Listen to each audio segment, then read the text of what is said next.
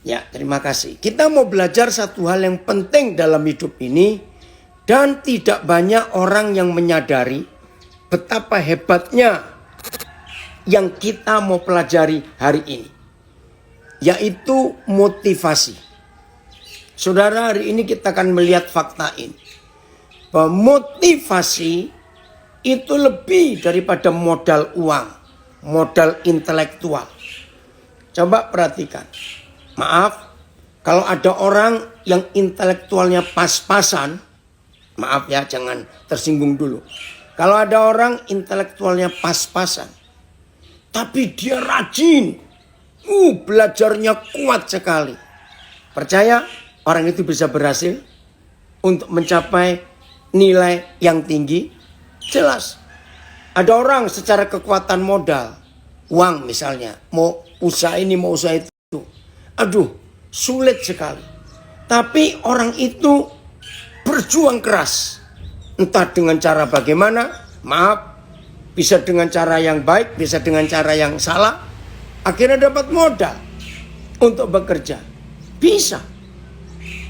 Dengan koneksi, ya, urusan apa saja. Maaf, warga binaan ini penting sekali. Saudara berusaha untuk bisa dapat PB. Maka saudara berjuang mencari koneksi dan semuanya. Bisa. Tapi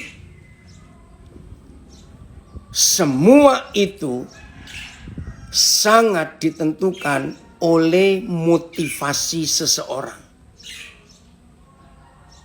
Nah, ini yang kita harus tahu, motivasi itu penting.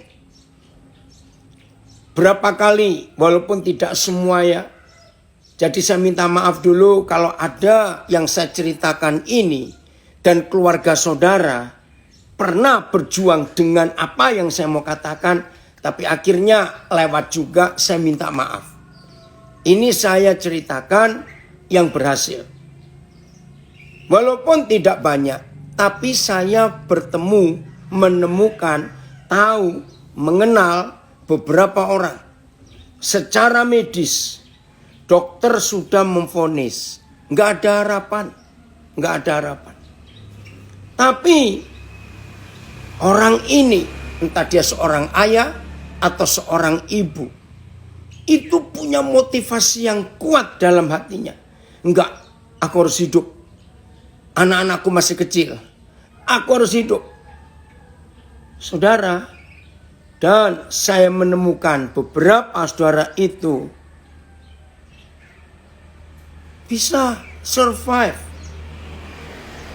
Yang dokter katakan gak lama umurnya. Tapi karena semangat hidupnya, motivasinya untuk itu, ternyata dia bisa selamat.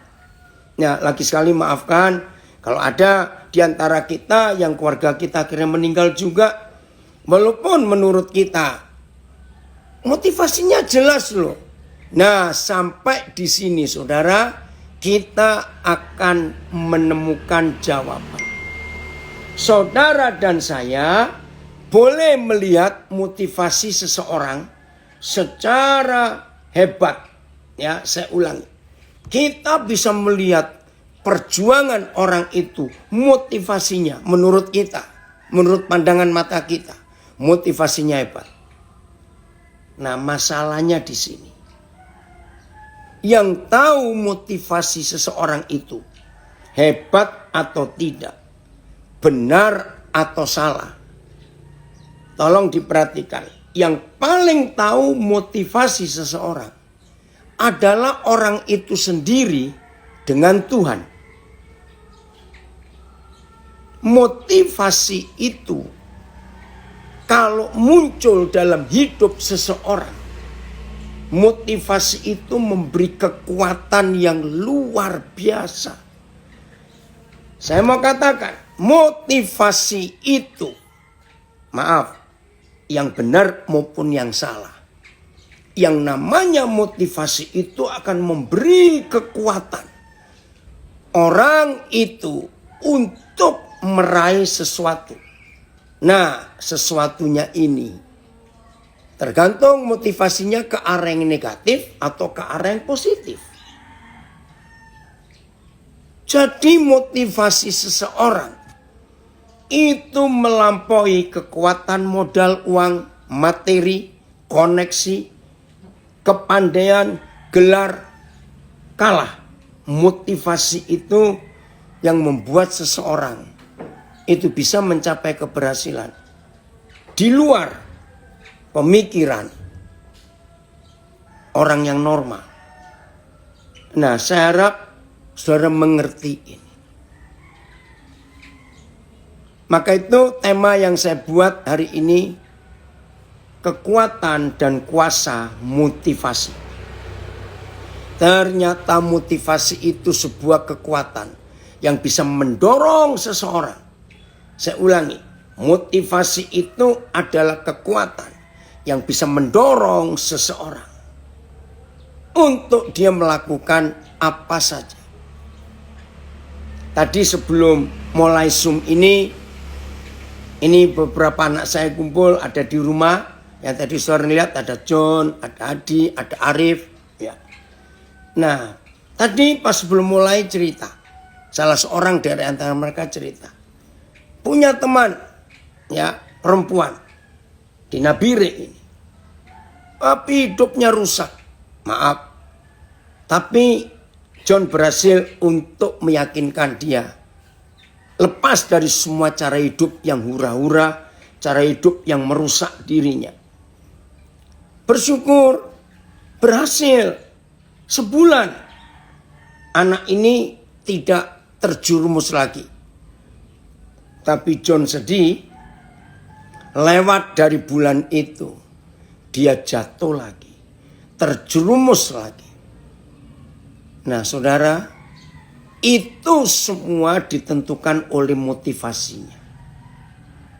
Kalau orang itu menemukan motivasi yang benar dalam hidupnya, maka motivasi itu akan mendorong dia untuk memilih mana yang baik, mana yang benar. Mana yang benar, mana yang salah. Itu semua motivasi. Nah, di antara kita yang di Zoom khususnya, berapa minggu yang lalu ada kesaksian. Maaf ya, kalau saya sebut, nggak usah namanya. Tapi pasti banyak di antara kita yang rajin ikut Zoom akan tahu. Susah melepaskan rokok. Terikat betul. Waduh, sudah nggak tahu berapa banyak orang menasihati dia. Nggak bisa katanya, nggak bisa. Tapi sebagai keluarga kami ngeroyok dia untuk terus kami berikan semangat, berikan motivasi untuk apa? Untuk apa? Bersyukur sudah berapa minggu, mungkin hampir sebulan, saudara kita ini menang, nggak merokok lagi. Karena dia menemukan motivasi dalam hidupnya. Iya ya, ngapain nih aku merokok? Sudah bakar duit, merusak kesehatan, dan semuanya.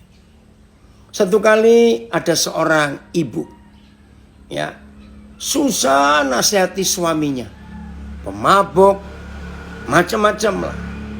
Udah mau dinasihati diapakan, lepas sebentar, balik lagi. Sampai suatu hari, nah keluarga ini punya 3 anak. Anak pertama lagi, kedua perempuan, ketiga perempuan. Dan 3-tiganya masih kuliah. Nah suatu hari saya ketemu. Tiba-tiba Roh Kudus gerakkan saya untuk bicara tentang motivasi. Nah sambil santai kami cerita. Saya nggak ngomong soal minuman kerasnya, alkoholnya, tidak. Tiba-tiba Roh Kudus mengajak saya bicara gini. Wih, hebat ya, 3 anakmu sudah kuliah. Bangga ya, namanya orang tua. Ya pasti bangga dong. Terus saya giring pelan-pelan. Kamu sempat mikir enggak? Bahwa suatu hari nanti, kalau mereka menikah, satu persatu. Pasti jaraknya kan gak dekat-dekat. Karena memang 3 kakak beradik ini umurnya juga beda jauh. Saya ajak mikir gini. Kira-kira kalau nanti mereka satu persatu menikah. Apalagi yang perempuan loh. Nomor 2, nomor 3 itu perempuan. Biasanya dalam gereja Kalau ada anak perempuan menikah, maka ayahnya yang akan menuntun anak perempuan ini ke altar. Diserahkan kepada Tuhan di hadapan hamba Tuhan untuk diserahkan kepada calon suaminya. Nah, saya tanya, kamu kan berapa kali tuh ikuti acara-acara pernikahan dari saudaramu, temanmu? Iya. Nah, saya ajak ngomong, kira-kira kamu bisa bayangkan nggak betapa bangganya seorang ayah kalau pas anaknya menikah, apalagi anak perempuan, dia yang menuntun anak ini sampai ke altar. Saudara, saya itu nggak tahu bagaimana perasaannya. Tiba-tiba saya lihat mata ayah ini berkaca-kaca. Nah, saya nggak tahu kenapa. Akhirnya saya tanya, wah, itu kebanggaan yang nggak bisa diceritakan. Ketika seorang ayah harus menuntun anak gadisnya ke altar Tuhan, menyerahkan kepada Tuhan lewat seorang hamba Tuhan. Saya bangga kalau tangan anak perempuan saya itu saya berikan ke tangan kanan untuk diserahkan ke calon suaminya. Aduh saudara, akhirnya nggak cuma berkaca-kaca, tumpah itu air mata. Aduh, saya jadi ikut nangis juga. Nah, di situ masuk kira-kira berapa tahun lagi anak-anakmu itu menikah. Ya kira-kira ya tergantung jodohnya sekian tahun. Saudara, apa yang Roh Kudus berikan hikmat kepada saya untuk menyadarkan suami dan ayah ini. Kalau hidupmu nggak berubah, masih mengkonsumsi alkohol, dan itu akan merusak livermu, akan merusak paru-parumu, akan merusak organ-organ tubuhmu bagian dalam. Kira-kira kalau hidupmu yang sekarang ini akan kau teruskan dengan konsumsi alkohol seperti itu. Maaf ya, bukan saya berharap kamu cepat meninggal. Maaf saya bilang. Kira-kira nyampe enggak? Coba jawab. Nyampe enggak? Ketika anak-anakmu menikah, kamu yang akan nuntun mereka ke altar Tuhan. Saya ngelihat di wajahnya, mulai dia merenungkan sesuatu. Mulai dia mikir. Sebelum dia jawab, Roh Kudus ingatkan saya dengan tambahan motivasi ini. Maaf. Mungkin livermu kuat, paru-parumu kuat dengan minuman itu. Mungkin. Tapi lihat berapa banyak kasus. Masih muda stroke, masih muda gagal ginjal, jantung karena merusak alkohol itu. Mungkin, saya bilang. Apa yang akan kamu rasakan? Maaf loh, saya tidak memberikan pikiran jahat, tapi ini fakta. Karena alkohol itu merusak. Misalnya, kira-kira kamu kuat. Tapi kalau kamu terus gak stop, bisa gak kamu tetap nuntun anakmu ke altar? Maaf ya, jangan tersinggung. Tapi di kursi roda. Waktu kamu sampai ke altar. Maaf ya saudara, yang masih suka alkohol, kalau dengar ini jangan bilang gini, itu kan dia, kan bukan saya. Terserah, saya bilang begitu. Setelah saudara tahu motivasi ini. Nah ternyata motivasi ini, puji Tuhan, berapa waktu kemudian istrinya beritahu saya, terima kasih. Sejak pertemuan itu, papanya anak-anak berubah. Puji Tuhan. Nah, temukan motivasi dalam hidup ini. Mengerjakan apa saja, hal kecil dan hal besar. motivasi itu menentukan ke arah mana hasilnya dari yang kita kerjakan itu. Saudara, maka itu dalam hidup ini, selain intelektual, gelar, pendidikan tinggi, modal, koneksi, fasilitas, nggak apa-apa, miliki semuanya. Tapi yang paling penting adalah motivasi kita mengerjakan apa saja, termasuk ibadah. Apa motivasi kita dalam kita beribadah? Surat Timotius mengatakan 1 Timotius 6 ya, ayat yang ke-7. Ibadah kalau disertai rasa cukup itu besar faedahnya, besar manfaatnya. Nah, jadi motivasi dalam ibadah juga. Saya baca dulu 1 Timotius 6 ayat 6. Jadi ibadah pun harus kita tanya, motivasinya kamu ibadah untuk apa? Memang ibadah itu kalau disertai rasa cukup memberi keuntungan besar. Nah, apa motivasi ibadah yang lain selain memberi disertai rasa cukup? Maaf, 90 sekian persen, maaf jangan tersinggung, 90 sekian persen manusia itu beribadah ternyata tujuannya supaya dilihat orang, maaf jangan tersinggung. Maka itu selama pandemik ini, semua agama di dunia motivasi ibadahnya teruji.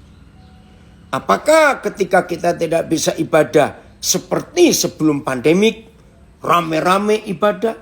Ya, bagaimana? Apakah ketika kita ibadah sendiri dengan Tuhan, nggak ada yang ngelihat? Apakah kita sekusuk? Tahu kata sekusuk, seserius waktu kita ibadah rame-rame? Maka itu ketika pemerintah selama pandemi ini memberi aturan agama, baik Kristen, Hindu, Muslim, Buddha, nggak boleh kumpul. Nah, motivasi teruji. Apakah kita tetap beribadah walaupun nggak dilihat orang? Maaf ya saudara. Jadi motivasi akan datang dengan banyak cara. Melihat seseorang. Ya, melihat seseorang. Salah seorang cucu saya, dia punya motivasi yang luar biasa sejak 1 hari. Ya, sejak 1 hari. Teman sekolahnya ini masih kelas 4 SD. Pingsan di sekolah. Nah, kebetulan cucu saya itu ini teman dekatnya yang pingsan. Dia nangis karena pingsan. Nah, setelah tahu teman ini pingsan gara-gara orang tuanya tidak bisa membawakan bekal untuk makan di sekolah. Karena di sekolahnya cucu saya ini tidak boleh ada orang jualan. Orang tua harus menyiapkan makanan dari rumah. Nah, ternyata cucu saya ini tahu temennya ini jarang bawa bekal. Ditanya, akhirnya aduh itu lebih sedih lagi. Papa mamanya di rumah rajin bertengkar. Maka kalau pagi, kalau bangun dan papa mama belum bangun, ya udah dia berangkat dengan nggak bawa bekal apa-apa. Waduh, ketika dia tahu itu, sejak itu dia berubah. Ini saya baca bahasa Jawanya ya. 1 Timotius 6 ayat 6. Pancen menawa kamursidan iku dikanteni ati kang marem, iku ngolehake keuntungan gede. Ya, bahasa Jawa kamursidan itu hidup kudus, hidup benar, mursid itu akar katanya. Jadi ibadah bagi orang Jawa itu mursid, hidup tekun kepada Tuhan, itu ibadah. Ya. Terima kasih hamba Tuhan dari Makassar anak saya. Iya betul. Motivasi itu seperti secret place kita dengan Tuhan. Bagaimana mempersilakan Tuhan mengintervensi apa saja yang kita alami untuk membangun kekuatan pada apa yang akan kita kerjakan dan lakukan. Apalagi dalam hal ibadah. Apakah kita merindukan pertemuan ilahi atau pertemuan fisik? Terima kasih Pak Pendeta Lintang dari Makassar. Puji Tuhan. Nah, jadi apa saja bisa menjadi motivasi. Nah, lanjut ke cucu saya. Berapa waktu kemudian giliran cucu saya yang pingsan. Maka guru menelpon. Nah, akhirnya mamanya yang datang karena papanya kerja. Saya dengar itu kaget juga. Kenapa anak ini pingsan? Nah, ternyata dia suka berbagi bekalnya yang dibawain dari rumahnya. Nah, ketika dia tahu hari itu ada 3 temannya yang gak bawa bekal, dengan semangat dia bagi bekalnya yang dari orang tuanya kepada ketiga temannya. Asik dia bagi, dia baru sadar, ya aku yang gak makan hari ini. Ya udah, saudara, namanya anak kecil, dia kelaparan, pingsanlah dia hari itu. Nah, ketika mamanya cerita kepada saya bilang, ini biar papi telepon dia. Saya bilang ini, opa bangga lo dengan kamu bisa berbagi pada temanmu. Tapi lain kali mikir, jangan sampai kamu yang pingsan. Lihat nih, kalau kamu pingsan kan jadi ngerepotin mamamu. Nah, saudara, maka itu motivasi bisa muncul di hidup kita karena kita lihat sesuatu, lihat sebuah kejadian, lihat sebuah fakta. Nah, berbahagialah kita kalau kita bisa menemukan motivasi yang murni, motivasi yang ilahi. Perhatikan 2 kata ini. Berbahagialah setiap kita kalau kita bisa menemukan motivasi yang murni. Apa itu motivasi yang murni? Motivasi yang tidak diarahkan kepada keuntungan pribadi. Saya ulangi, motivasi yang tidak diarahkan untuk keuntungan pribadi. Itu motivasi yang murni. Nah, pasti ada yang komen juga lah. Kalau nggak untung terus hidup ini bagaimana? Ini rahasia yang luar biasa. Kalau saudara sempat tanya. Nah, kalau nggak ada pemikiran untuk diri sendiri bagaimana? Saudara percayalah. Justru disinilah motivasi yang Tuhan ingin kita miliki. Terus setelah motivasinya murni, tambahkan motivasi yang ilahi. Artinya motivasi hanya Tuhan yang menilai, ilahi, bukan manusia. Maka itu saya belum pernah dengar di kitab suci agama apa saja ada firman Tuhan yang berkata demikian. Kalau tangan kananmu memberi, tangan kirimu jangan tahu. Itu aneh buat saya. Nah, tangan kanan kiri kita kan ada di hidup kita, ada di tubuh kita. Bagaimana kalau tangan kanan beri sesuatu, tangan kiri nggak bisa tahu? Itu kan aneh. Ternyata jawabannya adalah motivasi yang ilahi adalah saudara dan saya kerjakan apa saja untuk kebaikan orang lain. Dan kita tidak perlu dapat pujian. Biar Tuhan saja yang tahu. Itu motivasi yang ilahi. Maka itu penting 2 ini kita temukan. Motivasi harus murni.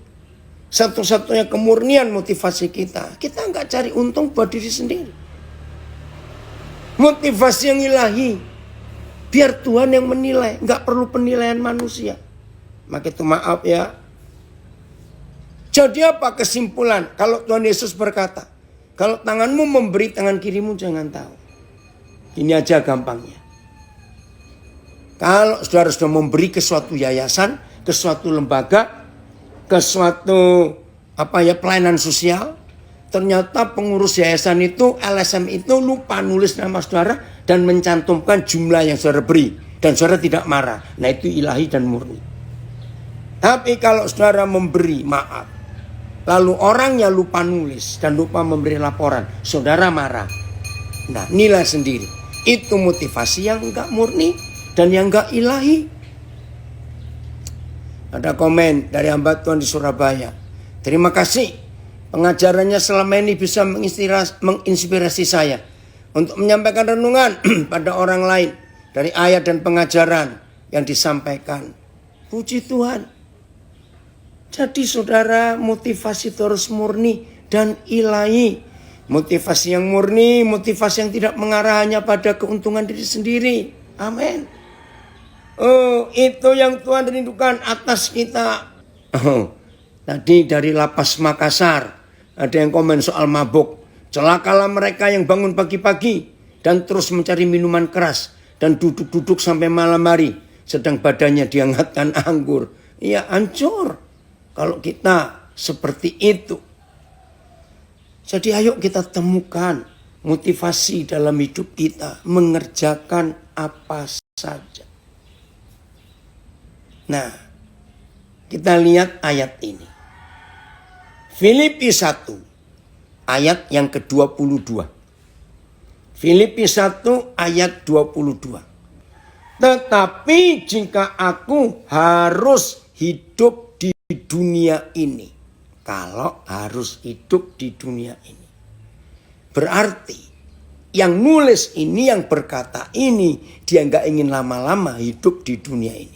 Tapi kalau harus hidup di dunia ini, itu bagiku bekerja memberi buah. Jadi mana yang harus kupilih, aku tidak tahu. Terjemahan yang lain.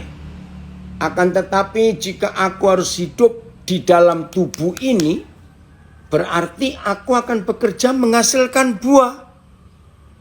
Lalu mana yang harus kupilih? Maksudnya mau cepat mati? Itu indah karena bertemu Kristus? Atau tinggal di dunia ini? Aku tidak tahu. PIS. Tetapi kalau dengan hidup di dunia ini, saya dapat melakukan pekerjaan yang lebih berguna, maka saya tidak tahu mana yang harus saya pilih. TSI. Tetapi kalau saya masih hidup di dunia ini, saya akan terus berusaha untuk mendapatkan hasil yang lebih banyak lagi dalam pelayanan saya kepada Tuhan Yesus. Jadi kalau saya diberi izin untuk memilih, saya tidak tahu apakah saya lebih senang hidup atau segera mati. Nah ini jadi jelas Paulus secara logika lebih baik cepat-cepat meninggalkan dunia ini. Karena dia tahu sasarannya kemana. MLT. Namun jika hidup di dalam daging, bagiku hal itu merupakan buah pekerjaan. Lalu apa yang akan kupilih? Aku tidak tahu. Ya. Tetapi jika aku hidup di dunia ini, aku harus bekerja dan beramal mulia. Aku tidak tahu mana yang harus kupilih. Tetapi jika aku terus hidup dari segi jasmani, ini akan bermakna usahaku membuahkan hasil. Namun yang mana akan kupilih, aku tidak tahu. Nah, jadi hidup yang tidak mencari keuntungan buat diri sendiri adalah hidup yang kita harus belajar dari pohon buah-buahan. Saya ulangi. Bagi saudara yang selama ini belum menemukan motivasi yang benar, kalau Tuhan memberikan kita firman ini, hidup seperti pohon buah. Ternyata pohon buah-buahan itu luar biasa. Motivasi mereka, motivasi yang sangat murni. Oh, dari Muara Mujan, puji Gusti Yesus kami sehat semua. Tuhan berkati juga kesehatan Koden Cik Luis, terima kasih. Aku ngikuti pelajaran ini sambil masak. Puji Tuhan, gak apa-apa. Kenapa harus pohon buah? Ini motivasi yang luar biasa tentang pohon buah itu. Begini, pertama saya belajar juga saya kaget tentang pohon buah ini. Saudara, saya nggak tahu di alam ini ada bukti apalagi yang lain ya tentang pohon buah. Saya tidak tahu. Tapi kita akan belajar tentang motivasi pohon buah ini. Begini perenungannya. Saudara, siapa yang belum pernah sadar dan baru hari ini sadar, ternyata sampai hari ini tidak pernah ada pohon buah-buahan yang pernah tahu rasa buahnya sendiri. Ternyata pohon buah-buahan paling gampang kita untuk belajar tentang mereka. Ada ya? Apa itu? Saudara pernah tahu nggak bahwa pohon buah itu sampai hari ini, kalau pernah ada yang tahu, saya mau belajar, beritahu saya. Tapi setahu saya nggak ada. Ternyata tidak ada pohon buah-buahan, ya, pohon pepaya, pohon tomat, pohon durian, pohon alpukat, mangga, pokoknya pohon buah-buahan yang pernah tahu rasa buahnya sendiri. Ngerti nggak? Yang belum pernah sadar, belum pernah tahu, hari ini saudara silakan mikir. Artinya, mana ada pohon durian makan buah duriannya? Mana ada pohon mangga makan buah mangganya? Ngerti nggak maksudnya? Saudara, tahun 70-an yang lalu, Roh Kudus pertama kali memberi saya pengertian Filipi 1 ayat 22 ini. Jadi pohon buah-buahan itu yang tidak pernah tahu rasa buahnya sendiri. Logikanya, maka itu saya bisa menemukan motivasi yang benar. 1, harus murni. 2, ilahi. Murni itu seperti pohon buah, saudara.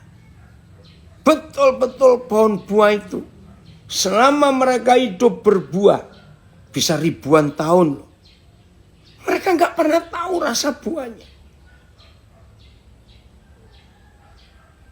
Kita yang paling suka makan buah-buahan itu.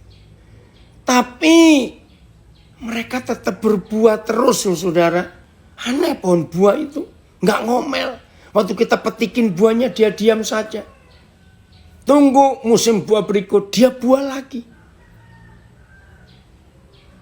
Dan dia nggak ngomel waktu kita ambilin buahnya. Karena Roh Kudus kalau ngajar saya tidak pakai logika teolog, logika anak-anak. Maka itu jadi gampang dimengerti. Jadi kalau hari ini saudara menemukan motivasi, saudara sungguh-sungguh luar biasa.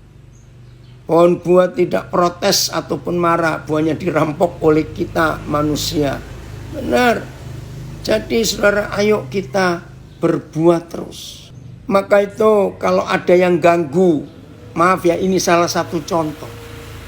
Kalau ada yang mengganggu, ada yang mengusik keuangan saudara, dan saudara marah, berarti saudara punya motivasi yang salah.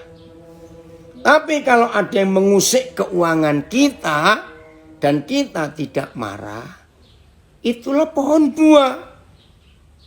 Luar biasa. Jadi dalam hidup ini saudara, menyenangkan sekali kalau kita mau hidup sebagai pohon buah. Ya, ada yang komen, yang marah yang punya pohon buah. Karena yang punya pohon buah belum makan, tetangga ngambil duluan. Nggak apa-apa. Ya, saudara, inilah konsep hidup.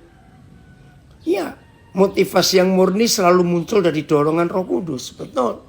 Karena kalau motivasi dari dorongan ego kita, saya ulangi, kalau motivasi itu bukan datang dari dorongan Roh Kudus, berarti motivasi rata-rata datang dari dorongan ego kita. Nah, semua motivasi yang datangnya dari dorongan ego, hasilnya orang itu pelit. Nah, gitu aja dah. Maaf, betul enggak? Orang itu pasti pelit kalau dari dorongan ego.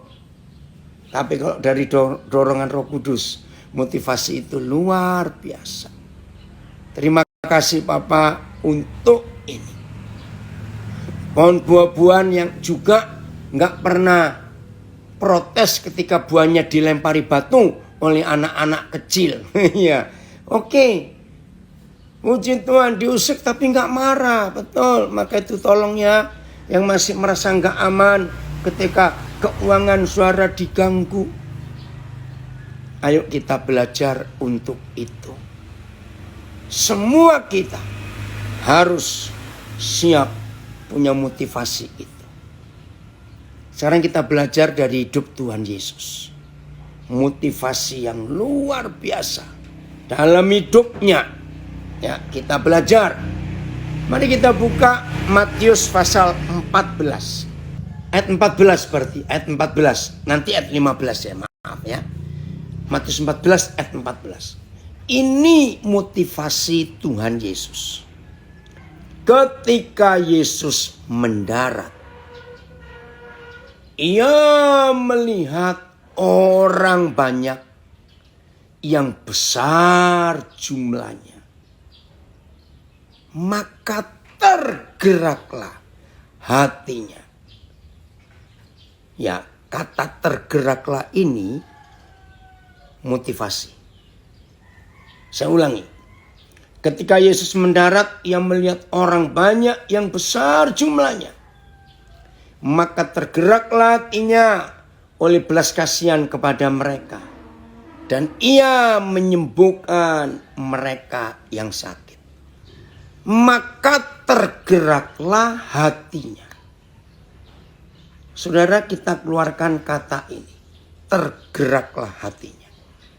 Nah, gerakan inilah yang akan memunculkan motivasi.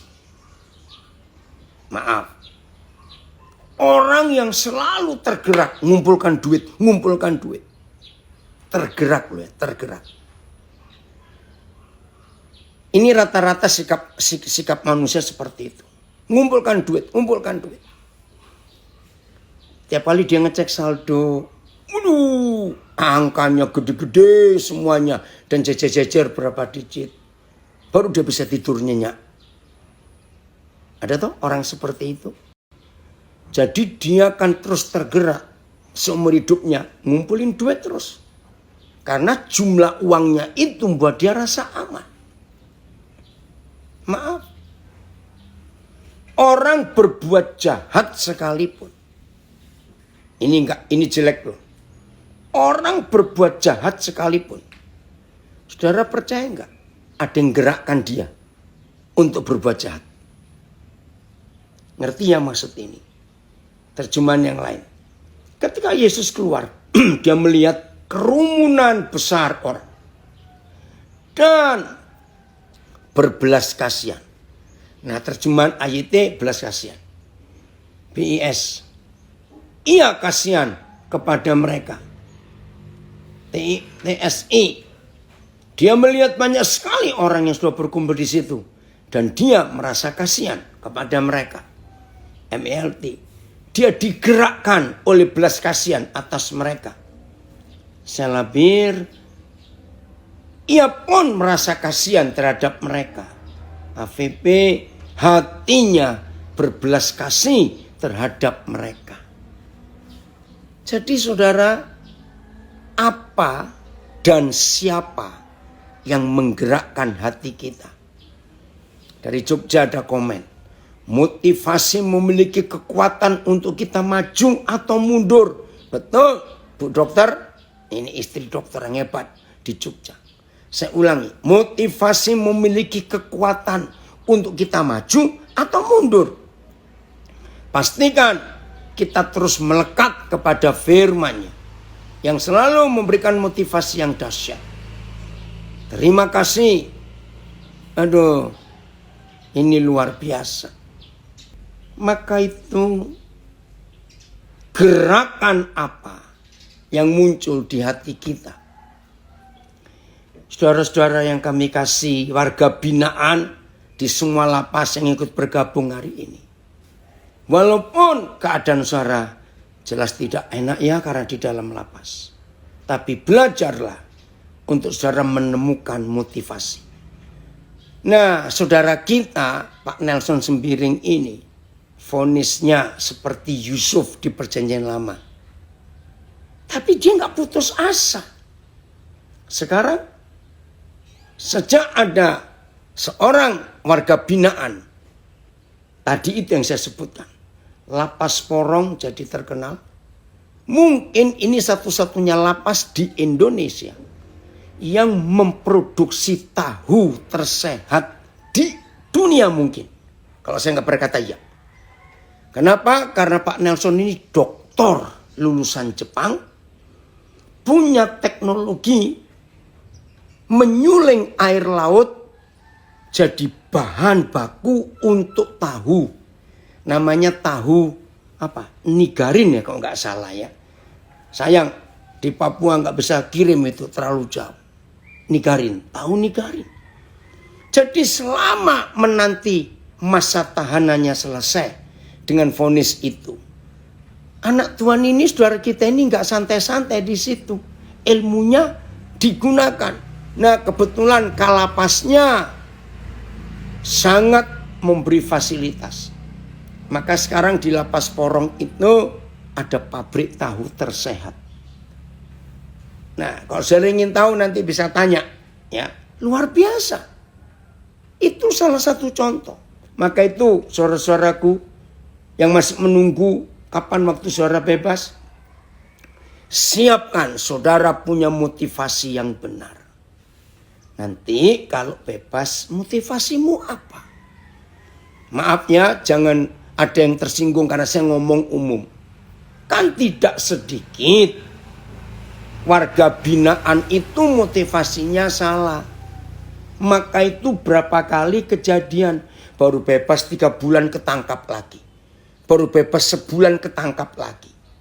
Baru bebas sekian waktu ketangkap lagi. Maaf. Karena motivasinya apa? Ya pengen masuk lagi. Maaf. Maka itu buat jahat. Saudara, ini yang kita harus tahu. Motivasinya apa? Termasuk menikah. Oke, Pak Billy, perangin-angin. Jadi kenal ya dengan Pak Nelson Sembiring ini. Orang menikah juga harus tahu motivasinya. Maaf. Kalau menikah motivasi hanya seks. Ngeri itu rumah tangga. Kenapa?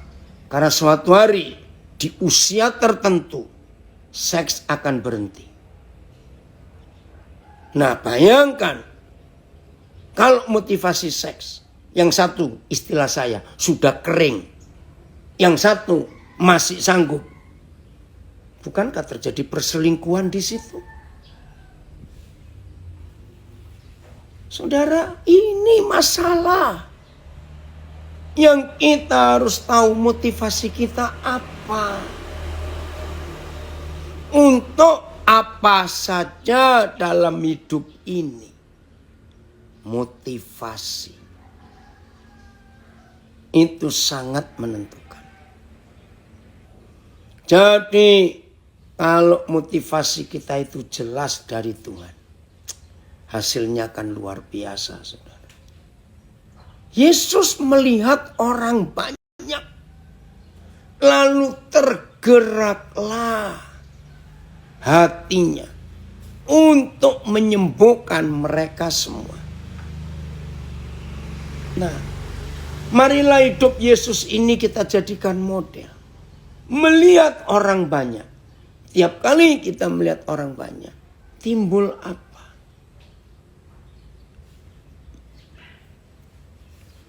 Ya ini cuma intermezzo saja. Lihat 2 hari yang lalu, sebuah pantai di Pangandaran, wih, orang berjubah. Lalu ada yang mulai buat gabung foto yang mandi di Sungai Gangga dengan yang mandi di pantai Pangandaran. Maka muncul macam-macam motivasi dari orang-orang itu. memang kalau melihatnya jahat sekali. Mereka nggak ingat orang lain. Hanya mau cari kesenangan buat diri sendiri. Lupa bahwa itu berbahaya. Orang-orang yang mau memulai bisnis, kalau mereka ngajak saya diskusi, maka selalu saya ajak diskusi dulu tentang muara. Muara. Sungai itu kalau nggak ada muaranya, kan banjir. Airnya mau dibuang kemana? Nah, para pebisnis yang akan mulai bisnis baru memiliki motivasi ini. Kalau saudara bisnisnya benar, yang nggak benar aja bisa berhasil, apalagi yang benar. Kalau saudara bisnisnya benar, hasilnya pasti luar biasa. Nah, maka itu nggak usah takut kalau nggak sukses. Semua orang bisnis pasti mikir berhasil, bukan? Nah, kalau saudara mikir berhasil lebih banyak daripada mikir ruginya, jadi yang mikir rugi sedikit saja, lebih banyak mikir negatif, apa untungnya, pasti itu. Apalagi disertai motivasi. Saya selalu berkata begini, orang bisnis itu seperti sebuah sungai hidupnya. Ternyata sungai itu tidak pusing dengan sumbernya, mata airnya. Karena kalau ada mata airnya, berarti dari tempat itu ada alam ini menyimpan air yang banyak. Maka itu sumbernya nggak usah dipermasalahkan. Setiap sungai yang harus dipikirkan adalah muaranya. Lagi sekali, muaranya yang harus dipikir. Ini airnya dikeluarkannya, dibuangnya ke arah mana? Nah, maka itu para pebisnis siapkan muaranya. Artinya, keuntungan. Jangan bilang kalau bisnis saya untung. Nah, jangan. Ya, karena kalau ada kata kalau, berarti saudara masih ragu-ragu. Enggak usah apa kata kalau. Para pebisnis yang mulai bisnis motivasinya begini. Keuntungan bisnisku, nah itu yang benar. Akan disalurkan kemana? Muaranya dibuang kemana? Itu penting. Nah, setelah Papa di surga tahu muaranya bisnis saudara kemana, yakinlah, buanglah yang tepat. Istilahnya buang airnya, salurkan ke yang tepat. Maka kalau saudara mulai bisnis, nggak usah ragu-ragu, lanjut. Karena Tuhan lihat muara itu. Terima kasih Tuhan untuk kebenaran yang luar biasa ini.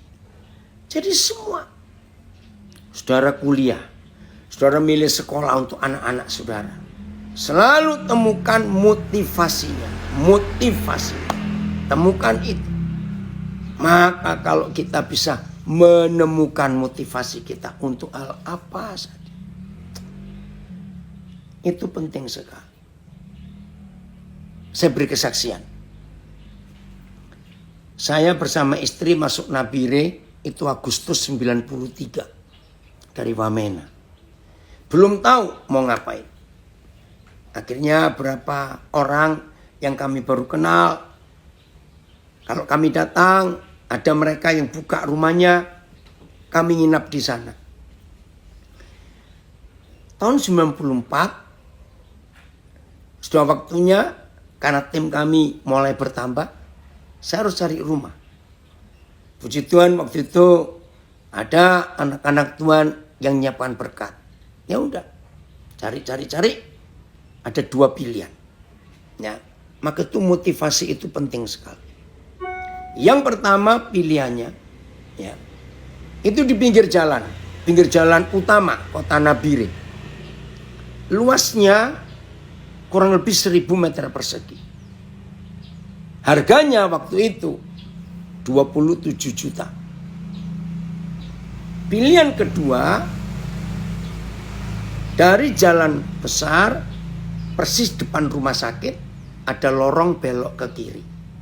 Nah, lorong belok ke kiri, lorong pertama ke kiri lagi. Nah, rumah itu di situ. Luasnya kira-kira 700 meter persegi. Harganya lebih mahal 5 juta. 32 juta. Logikanya. Ini nggak usah bilang motivasi. Logika saja. Milih yang mana? Umum ya, umum loh ini. Saya pun mikir, ya saya milih yang jalan besar dong. Luasnya lebih besar, 1000 meter. Ini cuma 700, harganya lebih murah, pinggir jalan lagi. Ya, logikanya ya milih yang lebih murah, lebih luas tanahnya, strategis lagi di pinggir jalan. Tapi tidak.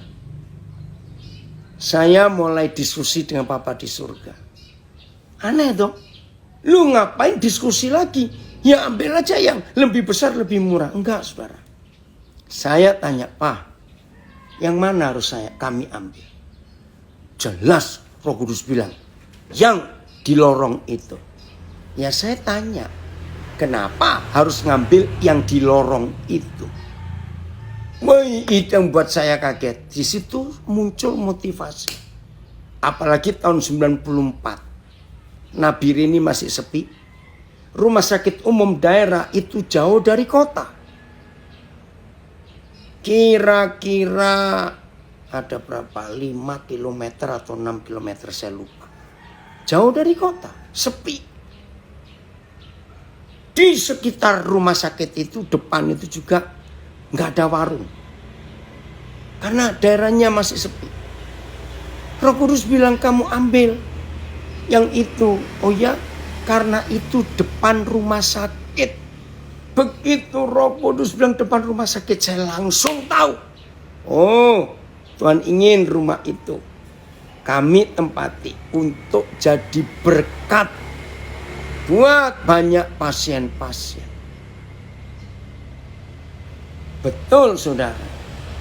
Nah, ya udah, kami beli yang lebih sempit tanahnya, lebih mahal tempatnya, lebih masuk ke dalam.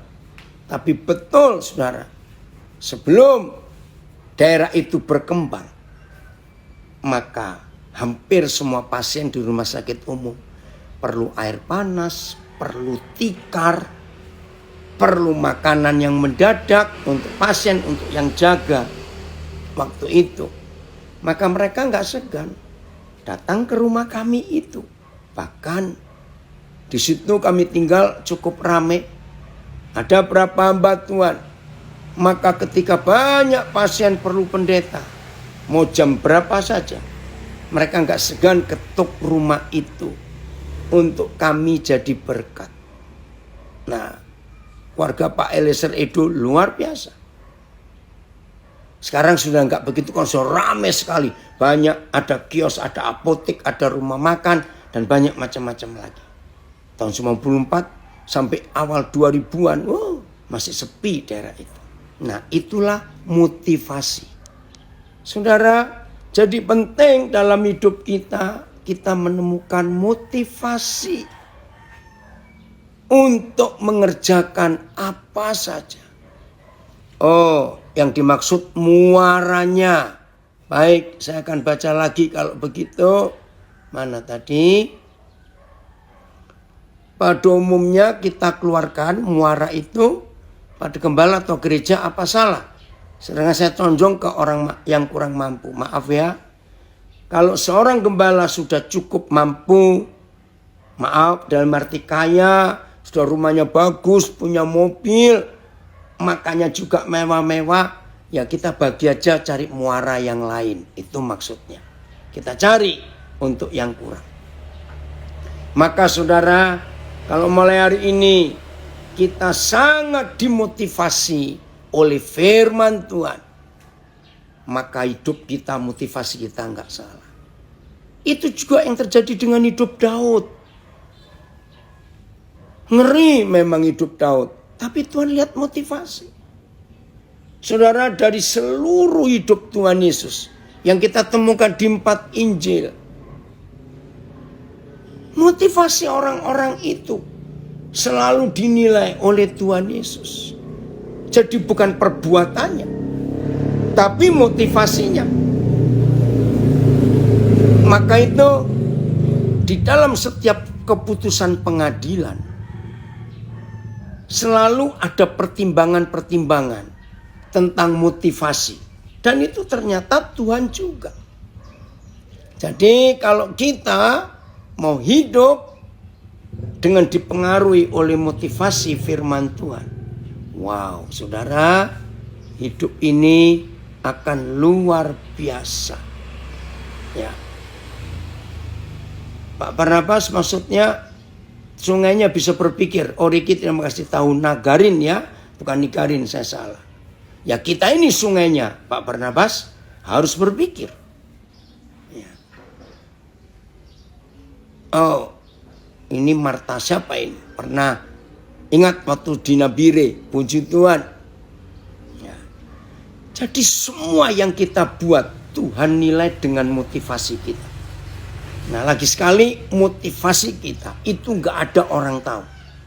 Yang tahu motivasi kita cuma kita dengan Tuhan. Ayat terakhir Mazmur 18. Maka itu Tuhan melihat motivasi kita dengan fakta ini. Motivasi kita. Ya, Mazmur 18 ayat 22 ya. Sebab segala hukumnya kuperhatikan. Jadi kalau saudara dan saya suka memperhatikan hukum-hukum Tuhan dan ketetapannya, peraturannya, titanya, tidaklah kujauhkan daripadaku. Jadi firman. Kalau firman itu melekat kepada kita dan kita tenggelam dan hidup di dalam hukum-hukumnya, di dalam perintahnya, ayat 23, sebab segala hukumnya kuperhatikan dan ketetapannya tidaklah kujauhkan daripadaku. Aku berlaku tidak bercela di hadapannya dan menjaga diri terhadap kesalahan. Ini motivasi. Ya, menjaga diri terhadap kesalahan, tidak bercela. Terus, karena itu Yahweh membalas kepadaku sesuai dengan kebenaranku. Saya ganti, sesuai dengan motivasiku, sesuai dengan kesucian tanganku di depan matanya. Ayat 25. Terhadap orang yang setia engkau berlaku setia. Terhadap orang yang tidak bercela engkau berlaku tidak bercela. Terhadap orang yang suci engkau berlaku suci. Tetapi, aduh ini gak enak sekali. Tetapi terhadap orang yang bengkok engkau berlaku belat-belit. Ini tergantung. Motivasi kita bagaimana dalam menjalankan hidup ini. Orang yang tidak tulus, orang yang motivasinya nggak murni, ada motivasi tersembunyi, atau istilah Indonesia ada udang di balik batu istilahnya. Nah Tuhan yang tahu itu. Jadi kita belajar lewat kebenaran ini betapa motivasi kita penting. Maka itu untuk motivasi kita murni, dekatkan firman terus di hidup kita.